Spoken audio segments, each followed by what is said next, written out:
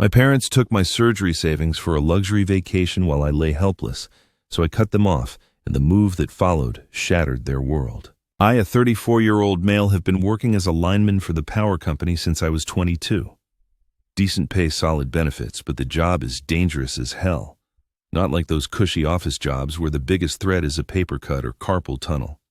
I am talking 80-foot climbs up poles that sway in the wind, handling lines carrying enough voltage to cook you from the inside out, all while dealing with whatever bullshit Mother Nature decides to throw at you that day. Last winter I spent 16 hours straight restoring power during an ice storm. My fingers were so numb I could barely feel the tools. I had a buddy lose 3 fingers when a line unexpectedly went hot. Another guy fell and shattered his pelvis, but whatever, it paid the bills. Not just mine, but apparently everyone else too. Growing up, I was always the other son in our house. My younger brother Jared, a 31-year-old male, was the golden child who could do no wrong.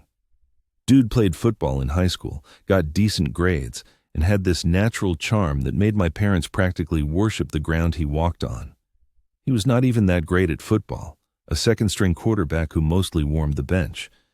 But my parents acted like they were raising the next Tom Brady. Meanwhile, I was the quiet, hard-working kid who never quite measured up. I actually had better grades than Jared, worked part-time at a hardware store throughout high school, and even won a state competition for drafting. But somehow that stuff never registered on the radar of my parents. Every conversation at dinner was about the practice of Jared, the games of Jared, the college prospects of Jared. I would sit there chewing my food slowly, practically invisible. Dad is a retired factory supervisor who spent most of my childhood telling me I was not applying myself enough. Never mind that I applied myself plenty, just not to things he considered important. Mom is an elementary school secretary who somehow always had time to go to all the games of Jared, but was too busy when I had stuff going on. When I had my drafting competition, she had a migraine. When I graduated with honors, she had to cover for someone at work. Not that they would ever admit to playing favorites, but actions speak louder than words. Right. After high school, Jared got a partial scholarship to State, blew through it, partying, and dropped out after 2 years. I went straight to trade school, got my certifications, and started working my ass off climbing poles and fixing lines. And somehow, I still was not the success story in the family. Dad would introduce Jared as my son who went to State and me as just Mike, like my existence was an afterthought, a footnote to the family legacy. When Jared could not find a job that matched his potential, anything requiring actual work or starting at the bottom, guess who started helping him with rent? The first time, it was supposed to be a one-time thing just until I get on my feet. Bro, he said with that same charming smile that got him out of trouble our whole lives. But one time became every month, and soon it was just expected. And when the roof of Mom and Dad started leaking, or when their car needed a new transmission, yep, good old reliable Mike, the family wallet. Like an idiot, I even set up a joint account where they could access funds for emergencies. It had started after Dad called at 11 p.m. on a Sunday because their furnace died in January. Instead of making them wait for me to transfer money or drive over with cash, I thought the joint account would make things easier. Show them I wanted to help. What a joke. I was still just the family punchline. The dependable disappointment, nothing more. Every family gathering was the same. Jared would show up in new clothes talking about some business idea that was definitely going to take off this time, while Mom and Dad nodded along like he was pitching on Shark Tank. Then they would turn to me with those patronizing smiles. How is work Mike still climbing those poles? Like I was some kind of trained monkey performing a trick, not a guy with a skilled trade, keeping the freaking power grid running. Last Thanksgiving, I overheard my mom talking to my aunt in the kitchen. It is really a blessing that the job of Mike pays so well. Jared needs time to find his path, and your brother and I are not getting any younger. Not one word about being proud of me or grateful for my help. Just glad my paycheck could support my deadbeat brother while he found himself well into his 30s. I remember driving home that night wondering why I kept putting up with this crap. That is just how it was for years. Jared would screw up. I would bail him out. Parents needed something, I would provide it. While they constantly talked about how stressed Jared was trying to find his purpose at 31, still living in an apartment I was partly paying for, no one ever asked about the toll of climbing utility poles in thunderstorms or working 70-hour weeks during outage season. They never asked about the time I got caught in a sudden electrical arc and was thrown 10 feet, my safety harness barely catching me. They never asked about the constant back pain from hauling equipment up and down poles all day, or the scars on my hands from years of manual labor. The worst part, I had convinced myself this was normal, that this was what family meant, carrying everyone else's weight while they took you for granted. I had buddies at work who would comment on how often my family called asking for money, but I just shrug it off. That is just how it is, I would say, like some kind of mantra. Then about 2 months ago, I had a serious accident at work. I was up on a pole during a windstorm when a branch came loose and knocked me off balance. I remember the sickening feeling of suddenly being weightless, my hand grasping at nothing but air.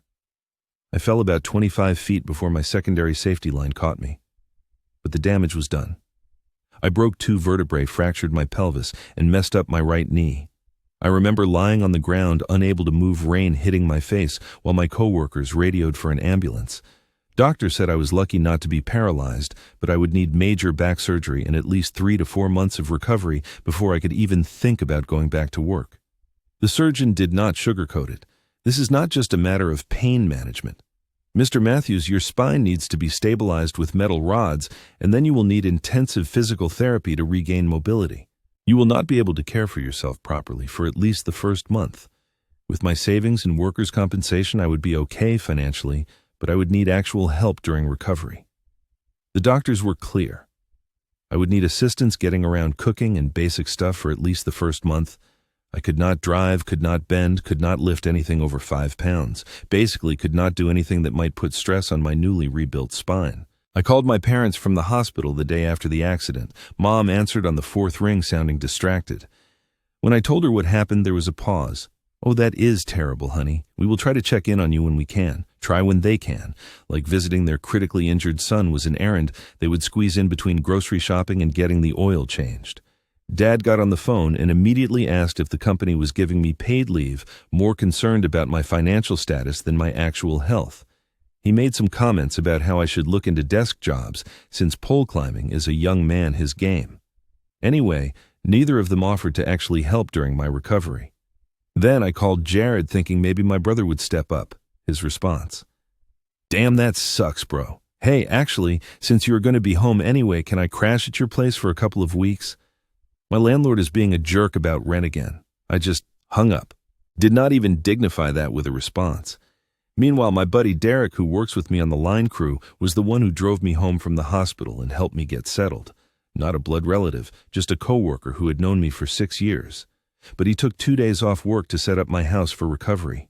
He even stocked my fridge and set up a makeshift bedroom on the 1st floor so I would not have to tackle the stairs. He moved my television down, set up a mini fridge within reach of my bed, and even rigged up this pulley system with rope so I could grab stuff without bending. My crew supervisor Pete stopped by a few times that first week to check on me, bring food, and just hang out for a bit so I would not lose my mind from boredom. He brought over the PlayStation of Pete and set it up, saying I would need something to keep me busy. Pete was not exactly the warm and fuzzy type.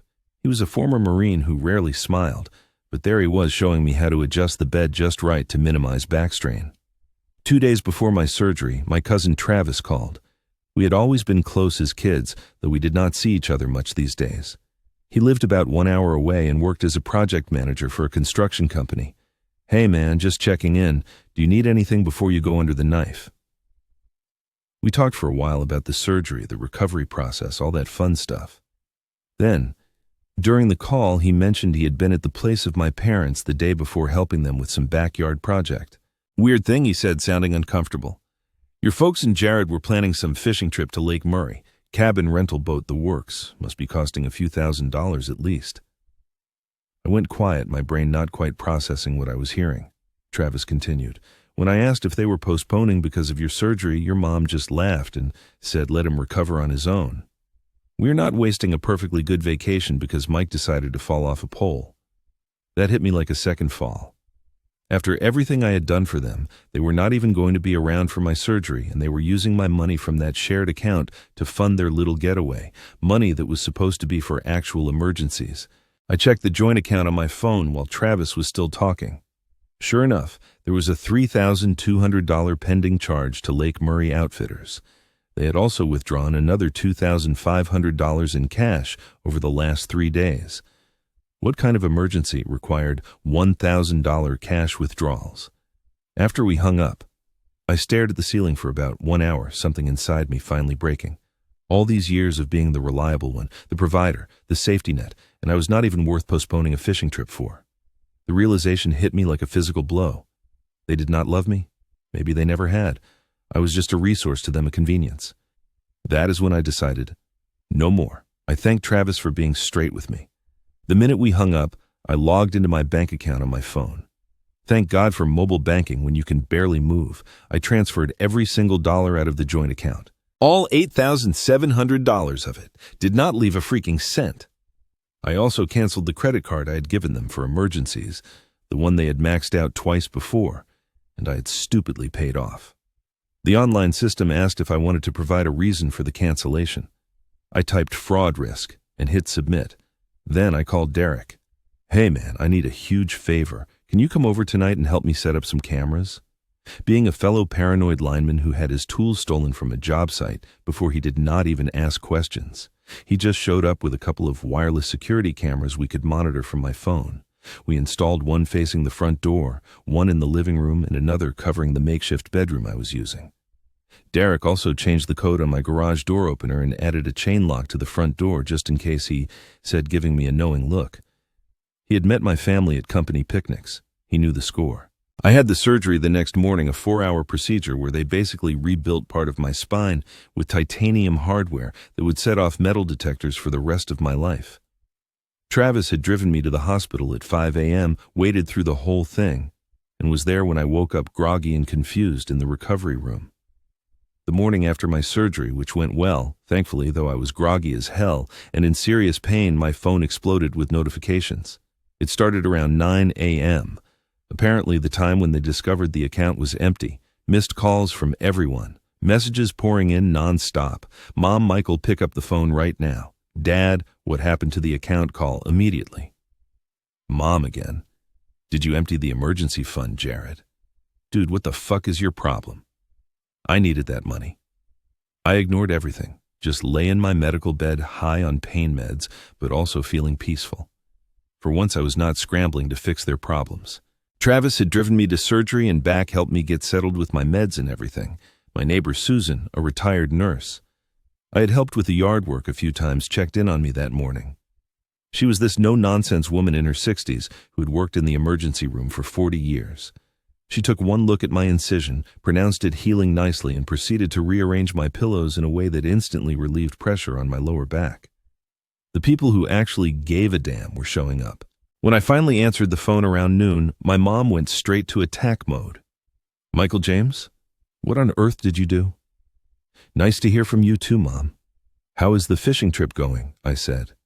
Voice still raspy from the anesthesia tube. Do not you dare be smart with me. The account, where is the money? I laughed, which hurt my incision like hell. Oh, that. I shut it down. There was silence. Then her voice got all high and mighty. You had no right to do that. That money was for emergencies. For emergencies. Like my back surgery or like your fishing trip to Lake Murray? She sputtered. How did you? That is completely different. Your father and I have been under so much stress with the situation of Jared. We needed this break. You are right, because having a son who almost got paralyzed is not stressful at all. Silly me. That is not fair, she snapped. We were going to visit you after our trip. Wow, how generous. Maybe bring me back a cheap keychain from the bait shop. The conversation continued in this vein until I finally hung up. The pain meds were wearing off and I needed another dose. But weirdly, I felt better than I had in years, like some massive weight had finally been lifted off my spine, one the surgeons could not remove. About 1 hour later, I got a notification from one of the security cameras Derek had set up. Someone was at my front door. I checked the feed on my phone and saw my dad and Jared standing there looking pissed. I was laid up in bed. Could not even get to the door if I wanted to, but they did not know that. They banged on the door for a good 5 minutes, getting louder and more aggressive, the face of Dad getting redder by the minute, Jared pacing like a caged animal. Then I watched as my dad pulled out a key, the emergency key I had given them years ago just in case. My heart started racing as they let themselves in. Oh, Mike, where the hell are you? The voice of my dad boomed through the house. I stayed silent watching them move through my living room on the camera feed. Jared was already going through my stuff, opening drawers. Maybe he has got cash stashed somewhere. The absolute balls on these people breaking into my house, going through my belongings looking for cash, all while I was recovering from major surgery. And they saw nothing wrong with this picture. They made their way toward my makeshift bedroom on the first floor, and I clicked the record button on the app.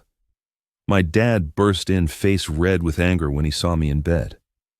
I was wearing a back brace over my hospital gown and an intravenous pole next to the bed pill bottles and wound care supplies laid out on the bedside table. The picture of someone seriously injured. Where's the goddamn money, Mike? He was practically spitting. You broke into my house while I'm recovering from major surgery. That is your move. I kept my voice calm despite my heart hammering. Do not change the subject. We need that money for our trip. Everything is already booked. I laughed, which sent lightning bolts of pain down my spine. Oh yeah, the fishing trip, more important than the health of your son. Jared stepped forward. Quit being so dramatic. It is just back surgery, not like you are dying. The casualness with which he dismissed a procedure that had literally put titanium rods in my spine was almost impressive. In the world of Jared, if it was not happening to him, it was not really happening. The face of my dad got even redder. That was our emergency fund. Strange definition of emergency, and I do not remember either of you ever putting a dime into it. My dad got all tense fists clenched. You better fix this right now. I stared right back at him. Or what? You will hit a man who just had spinal surgery. That seemed to snap him back to reality a bit, but Jared was still amped up. Just transfer the money back. It is not like you need it laid up here. Get out of my house, both of you, now. Dad jabbed his finger at me. This is not over. You are right, I said, and believe me, this is just the beginning. They finally left, slamming the door so hard my windows rattled. The second they were gone, I called Derek, who came right over to change my locks. I also called the police to report the break-in, showing them the video footage from the security cameras. Officer Daniels, the cop who took the report, shook his head as he watched the video. Let me get this straight. You just had major surgery and your family broke in to demand money. He looked genuinely confused, like he could not process this level of screwed-up family dynamics. Pretty much, I said, and they were planning a fishing trip instead of helping you recover. He was making notes but kept glancing up at me with this look of disbelief. Yep, using my money too. He sighed heavily. I've been a cop for 12 years, and family disputes still surprise me. I will file this report. You might want to consider a restraining order. Then my phone rang. Unknown number. It was Officer Martinez from the Department of the County Sheriff. My freaking parents had actually filed a theft complaint against me. I laughed so hard I nearly popped my stitches. Sir, we have a report that you have stolen funds from a family account, she began. I explained that the account was created by me, funded solely by me, and closed by me. I also mentioned I had video evidence of my father and brother breaking into my home while I was recovering from surgery. There was a long pause. They broke in while you were on bed rest. Yes, madam. I just filed a report with city police. Check with Officer Daniels. I have the video right here. She cleared her throat. I see. Well, regarding the account issue without proof of their contributions, there is no case to pursue. Thank you, officer. The calls and texts kept coming for days. At first they were just angry, calling me selfish, ungrateful, a disappointment. Jared sent these rambling voice messages about how I was destroying the family over a little fishing trip. Dad kept calling and immediately hanging up when I answered like some teenager throwing a tantrum. I saved every message, every text. Part of me was still in disbelief that this was my actual family. Another part was finally seeing clearly what had been right in front of me for decades. The messages got increasingly desperate as their departure date for Lake Murray approached. They had already put down non-refundable deposits. Apparently funny how they suddenly could not afford things when it was only their money at stake. Then, when they realized I was not caving, they switched tactics. Mom started with the guilt trip, saying she was devastated that I turned my back on family and that she never raised such a heartless son. She conveniently forgot about the decades of taking me for granted, or the fact that they could not even postpone a vacation for my major surgery. Travis called to warn me they were reaching out to extended family, telling everyone I had stolen their retirement fund and abandoned them when they needed support. The worst part, some relatives actually bought this. My Aunt Carol even called to lecture me about honoring your father and mother. I just hung up. But here's the real kicker. They were still planning their fishing trip after all the drama of the police report breaking into my house. They were determined to go on that vacation just without the luxury cabin they had planned to rent with my money.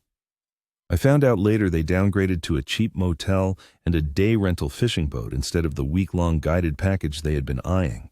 The thought of Jared and my dad crammed into some musty motel room instead of living it up in a lakeside cabin gave me more satisfaction than I would care to admit. Enduring all this, Pete and the guys from my crew took turns checking in on me.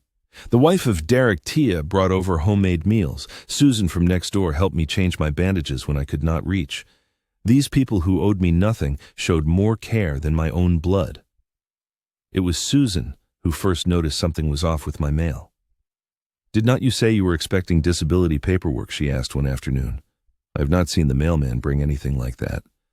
I checked online, and sure enough, several important documents had been marked as delivered but never made it to me. Someone was intercepting my mail. It did not take a genius to figure out who. Then, things got seriously messed up. 3 days after surgery, I got an alert from my credit monitoring service about suspicious activity. Someone had tried to open a loan in my name at a local credit union. Then, I got a call from the fraud department of my bank. Someone was attempting to access my accounts by claiming to be me, saying I was incapacitated after an accident and they had power of attorney. I immediately knew who it was. Years ago, I had added my dad as my emergency contact on some paperwork. They must have taken that information and tried to use it to gain access to my finances. This was not just being entitled anymore. This was straight-up identity theft. The bank representative sounded genuinely concerned. "Sir, the person knew a lot of your personal details, social security number, the maiden name of his mother, even the name of your first pet. We only became suspicious when they could not answer questions about your recent transactions." A cold feeling settled in my stomach. My own family was willing to commit felony fraud rather than accept that the gravy train had ended.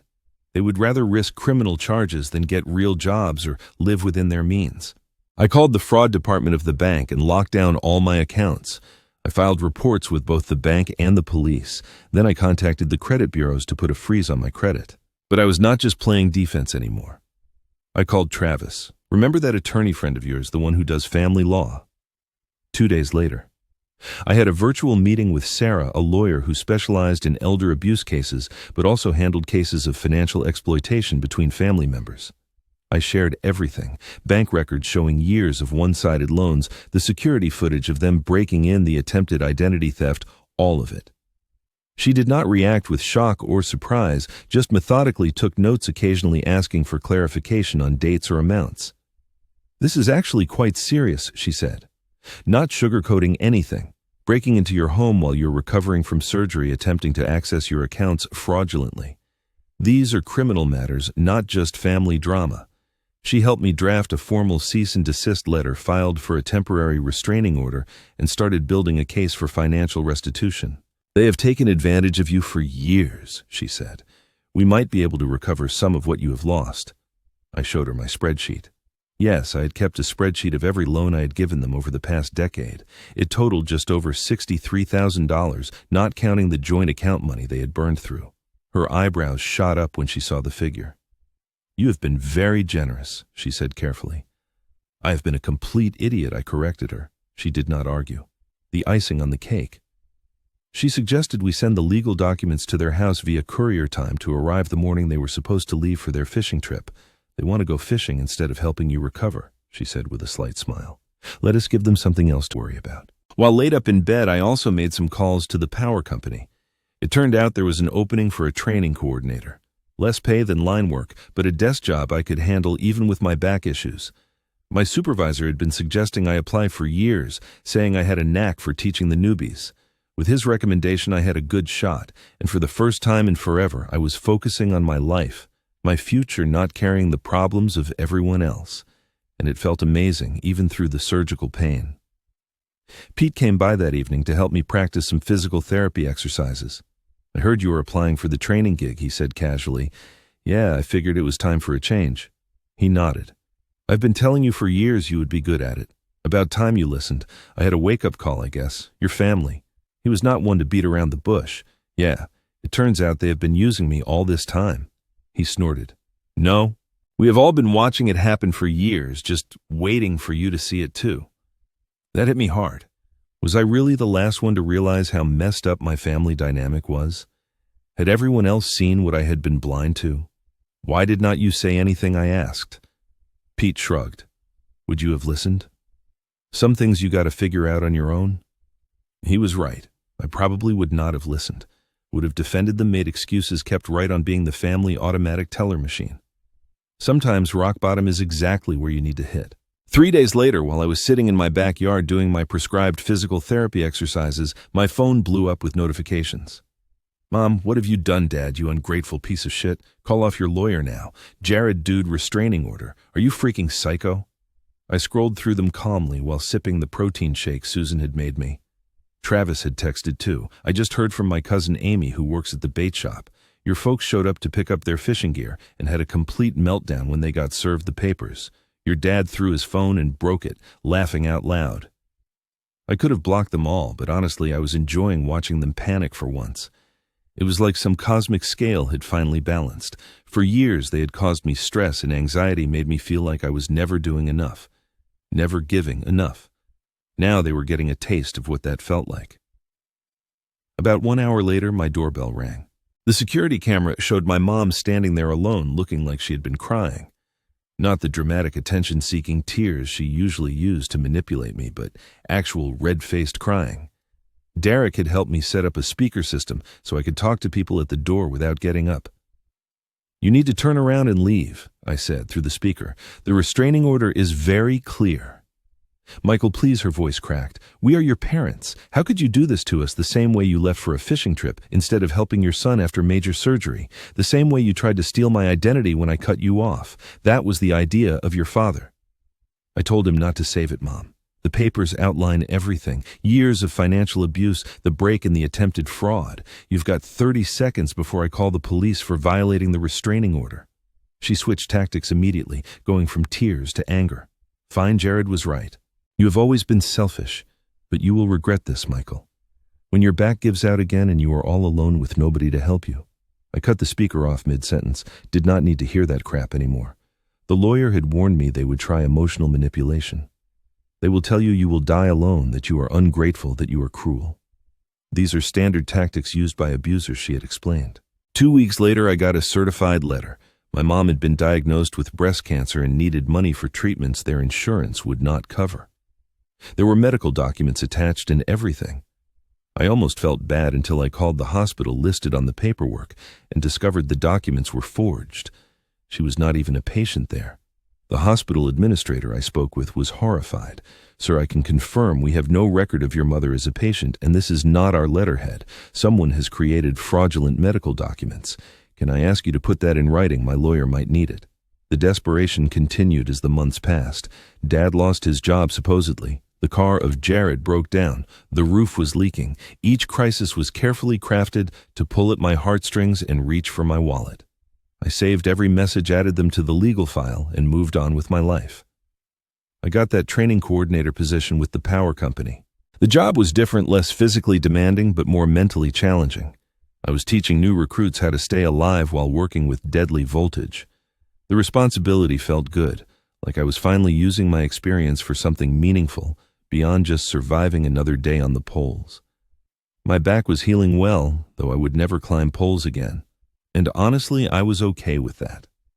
The doctor was impressed with my progress, said my recovery was ahead of schedule. It turns out when you are not carrying the weight of 3 extra adults, your body can actually focus on healing itself. 6 months after cutting them off, the karma hit. Travis called me up laughing so hard he could barely talk. Bro, you are not going to believe what happened. Your dad and Jared got scammed out of $14,000. What? How I was sitting at my desk at the training center reviewing safety protocols for the class for the next day. They fell for one of those cryptocurrency investment schemes. Some dude promised to triple their money in a month if they invested in his special mining operation.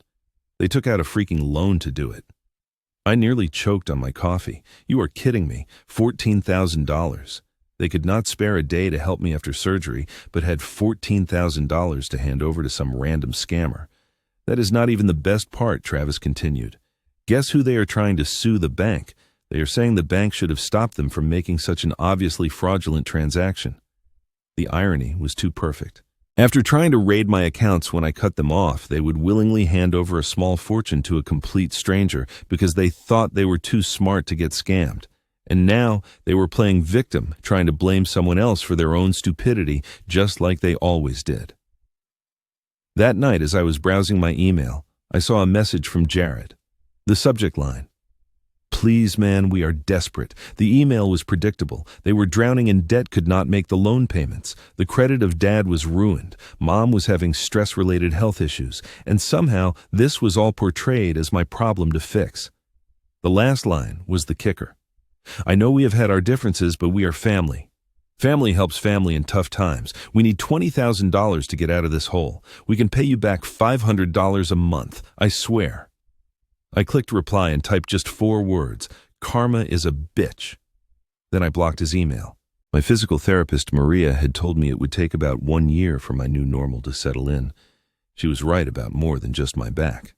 1 year after the accident, my life looked completely different. I had moved to a single-story house closer to the training center, eliminating my commute and making daily life easier on my back. I had started dating again. Nothing serious yet, but it felt good to have that part of my life back. The following weekend, I hosted a barbecue at my place. Derek and Tia were there with their kids. Travis brought his new girlfriend. Susan from next door came with her famous potato salad. Even my boss Pete stopped by with a 6-pack of soda. Looking around at these people, none related to me by blood, but all who showed up when it mattered, I realized I had not lost family by cutting off my parents and brother. I just finally found my real one. As we sat around the table, I could not help but notice how different this felt from family gatherings growing up. There was no tension, no constant feeling that I was not measuring up, just the good company of each other. Later that night, after everyone had gone home and I was cleaning up, I found an envelope Susan had left on the counter. Inside was a card that simply said, "Family is who shows up. Proud of you for figuring that out." It hit me right in the chest. I sometimes wonder if my parents and Jared ever think about what they lost, not the money, but me. Do they ever regret how they treated the one person who always showed up for them? Probably not. People who use others rarely have that kind of self-awareness. As for me, I do not regret cutting them off.